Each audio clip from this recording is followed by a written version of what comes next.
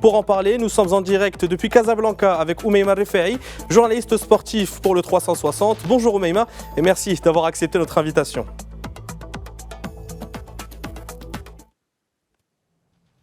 Merci beaucoup, merci pour votre invitation.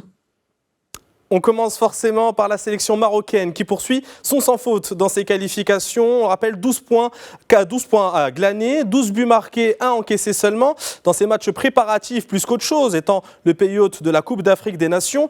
Est-ce que ces deux matchs contre la Centrafrique nous ont apporté des satisfactions supplémentaires dans le groupe de Walid Regragui ? Mais écoutez, le sélectionneur national Walid Regragui l'a affirmé en conférence de presse, c'est une réelle satisfaction, c'est un bilan positif qu'il tire de ces éliminatoires en général, de son rassemblement en particulier. Donc ce sont 9 buts qui ont été inscrits par l'équipe nationale. Il faut le rappeler, l'équipe nationale qui en compte 14, qui compte tout simplement la meilleure attaque de ces éliminatoires. Voilà, le pays étant déjà qualifié, c'est véritablement positif de voir qu'ils prennent très au sérieux ces éliminatoires et qu'ils joignent l'utile à l'agréable. Donc il essaie de nouveaux joueurs, il essaie de nouvelles tactiques et en même temps, il n'y a que la victoire qui prime. L'équipe nationale dispose également de la deuxième meilleure défense de ces éliminatoires. Il faut le noter aussi, c'est très important cette donnée-là parce qu'elle n'a encaissé tout simplement qu'un seul but. Et elles sont très rares, ces nations qui n'en ont encaissé aucun, donc le Nigeria, la RDC et l'Égypte. Et voilà, donc, et sachant qu'il reste encore 2 journées à disputer, 2 journées qui seront particulièrement intéressantes. On continue à parler de la sélection marocaine. On a vu quelques nouveaux visages dans cette sélection. 2 qui ont été fortement titulaires. On parle de Jamel Herkes et de Youssef Belhammari qui ont été titulaires lors des 2 matchs de la sélection marocaine. L'un en défense centrale, l'autre à gauche de la défense. Des joueurs qui sont issus de la Botola. Walid Regragui l'a rappelé. Pour lui, il n'y a pas de différence entre 2 joueurs qui évoluent en Europe et qui évoluent en Botola. Est-ce que ces nouveaux joueurs ont apporté un peu de satisfaction et un peu d'espoir peut-être pour voir de nouveaux joueurs de la Botola intégrer la sélection à l'avenir? Écoutez, je pense que le débat entre joueurs internationaux, joueurs de la Botola, n'a absolument pas lieu d'être, comme l'a notifié Walid Regragui en conférence de presse et plusieurs fois lors de ses déclarations en zone mixte ou autres auprès des médias. Donc le joueur marocain est un joueur marocain, qu'il soit issu du championnat national ou qu'il soit formé dans des clubs de premier plan, à l'exemple de Brahim Diaz ou de Achraf Hakimi. C'est un ensemble homogène, l'équipe nationale, tout le monde est le bienvenu, à condition d'avoir un niveau, voilà, le niveau de l'équipe nationale, le niveau qui est requis. Jamal Herkes, je pense qu'il a marqué des points, tout comme Youssef Belhammari. Ce sont 2 matchs qui sont très importants. Il comptait beaucoup. Bon, il compte un peu moins sur la défense parce que la Centrafrique, c'est une équipe, voilà, qui, on va dire, qui est un peu un cran plus prenable que d'autres. Par contre, je pense très sincèrement que ces joueurs ont répondu présent, surtout Belhammari qui a donné beaucoup de satisfaction donc dans son couloir, sachant que l'équipe nationale a eu pas mal de soucis par rapport au poste de latéral gauche depuis plusieurs années. Donc voilà, on avait eu des difficultés à trouver donc Yahya Attiatla qui avait finalement donné satisfaction et maîtrisé son art. Le fait d'avoir un autre joueur aussi performant est très bien. Jamal Herkes, lui, doit encore trouver quelques automatismes avec Naïf Aguerd, mais je pense que ce n'est pas sorcier et que ça va forcément arriver avec le temps. Avoir aussi donc un joueur dans cette charnière centrale qui donne de la satisfaction, c'est très positif donc en ce moment-là et à l'approche de la CAN marocaine.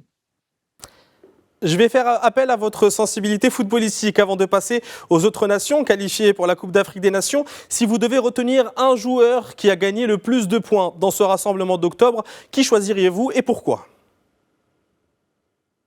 Écoutez, j'ai très envie de dire Youssef Belhammari parce que voilà, je pense qu'il a été performant et satisfaisant. Mais il y a aussi Elias Ben Sarel, il faut pas passer, il faut voilà, il faut rendre à César ce qui est à César. Il a été très impressionnant. C'est un jeune homme qui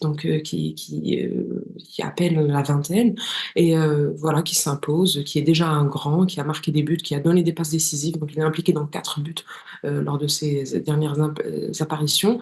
il avait été moins flamboyant lors du premier match contre la Centrafrique. Il a rattrapé, rectifié le tir et il a été très impressionnant tout simplement lors de la deuxième rencontre. Walid Regragui lui-même l'a confirmé en conférence de presse en estimant que voilà, on avait de la chance qu'un jeune homme comme celui-ci, avec un fort potentiel, voilà, aussi prometteur, ait tout simplement choisi de représenter le Maroc et montre cette hargne et cette envie tout simplement de donner à la sélection nationale. Je pense qu'il a un avenir glorieux qui l'attend, on l'espère avec la sélection nationale, avec encore beaucoup de buts et beaucoup de titres. Et justement, aux côtés des Lions de l'Atlas, plusieurs sélections ont déjà décroché leur ticket pour la Coupe d'Afrique des Nations prévue à domicile. Le Burkina Faso d'abord, avant d'être imité notamment par le Cameroun, l'Égypte, la République démocratique du Congo ou l'Algérie. Quelles sont les équipes selon vous qui ont montré le plus de certitude lors de ces éliminatoires ? Ben écoutez, à peu près tous les grands ont répondu présent, donc c'est la logique implacable du football. Je pense que oui, il y en a certains qui affichent déjà des ambitions. Après, l'Égypte, je pense, la RDC, là, on s'y attendait. Mais après, il y a des surprises qui sont très agréables. L'Angola, par exemple, qui a maîtrisé son art dans sa poule, qui d'ailleurs met en difficulté le Ghana, qui peut rater la CAN pour la première fois depuis 20 ans. Donc l'Angola très impressionnante, l'Angola qui avait été éliminée en quart de finale de la dernière édition, difficilement par le Nigeria, par la plus petite démarche 1-0. Il y a aussi l'Ouganda qui a été très impressionnante, l'Ouganda qui est pays hôte de la CAN 2027, donc avec la Tanzanie et le Kenya, donc l'Ouganda qui, voilà, qui à partir d'aujourd'hui, montre un visage très positif à l'approche de sa propre CAN, donc dans 3 ans. Voilà, donc du coup, après, il y a les grandes nations, là, on va pas nier le fait que le Cameroun était très impressionnant, le Sénégal, bien entendu, qui répond toujours présent, le Sénégal qui réagit très bien, malgré donc le départ de son sélectionneur historique, Aliou Cissé.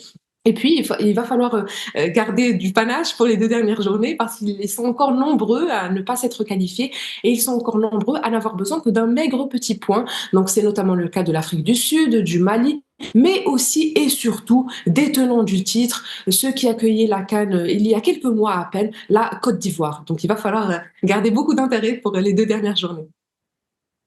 Justement, j'y viens. Parlons désormais du reste des équipes, toujours en lice pour une place à la Coupe d'Afrique des Nations marocaine, car d'autres cadors n'ont pas encore assuré leur place en phase de groupe. Vous en avez parlé. Le Ghana qui est en grand danger, seulement 2 points, troisième. Est-ce qu'on peut vraiment s'attendre à de nouvelles surprises ? Vous avez parlé de l'Ouganda qui est quasiment qualifié. Il en manque un petit point parce qu'il y a encore le match contre le Congo-Brazzaville qui doit se jouer pour assurer une différence particulière favorable. Est-ce que vous pensez que d'autres sélections surprises peuvent faire leur apparition au Maroc dans un peu plus d'1 an? Écoutez, ça, c'est la magie de la CAN et la magie de notre continent, l'Afrique. Chaque fois qu'il y a une Coupe d'Afrique des Nations, il y a forcément des surprises et des sélections voilà, auxquelles on ne s'attendait tout simplement pas. Il y a eu le Cap-Vert très récemment, il y a eu la Mauritanie, il y a eu donc des sélections, le Madagascar, qui s'étaient qualifiées pour la CAN et qui avaient réalisé de très bonnes prestations. Donc du coup, je pense que c'est essentiel même de voir des sélections sur lesquelles on ne miserait pas forcément, La et les CAM. voir se On va pas céder qualifier la CAM là. pour cette grande. D'où l'élargissement de la compétition. Donc, le fait d'accueillir plus d'équipes ouvre la voie à plus de scénarios qui seraient inattendus, mais qui seraient tout aussi plaisants. Donc, je pense que oui, il va falloir attendre quelques outsiders ici au Maroc. Et donc, ça ne fait que rajouter un peu plus de panache à la fête. On termine cet entretien au Meïma. On veut parler rapidement d'une polémique qui a éclaté entre le Nigeria et la Libye. Est-ce que vous pouvez nous expliquer rapidement ce qu'il s'est passé entre ces deux nations ? On le rappelle, le Nigeria qui a été bloqué pendant plusieurs heures du côté de la Libye après un atterrissage surprise. Oui, exactement. Donc, l'avion qui transportait la délégation des Super Eagles ou de l'équipe nationale du Nigeria et son staff technique donc, se rendait en Libye pour disputer donc un match de la 4e journée de ces éliminatoires. Ils ont donc été surpris de recevoir un message qui leur demandait d'atterrir dans un aéroport où ils n'étaient pas censés aller. Donc ils se retrouvent là-bas et ils sont bloqués durant plusieurs heures. Donc il y a plusieurs vidéos de plusieurs de déclarations sur les réseaux sociaux de joueurs de l'équipe nationale du Nigeria, donc qui affichent tout simplement leur perplexité. Ils ne savent pas ce qui se passe, donc ils y passent plusieurs heures comme notifié. Le match est finalement annulé et l'équipe nationale nigérienne rentre chez elle.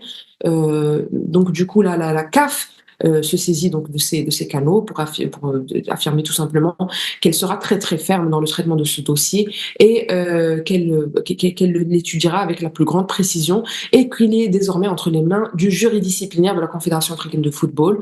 Donc voilà, qui ne tardera bien entendu pas à prendre des décisions qui, à mon sens, seront fortes.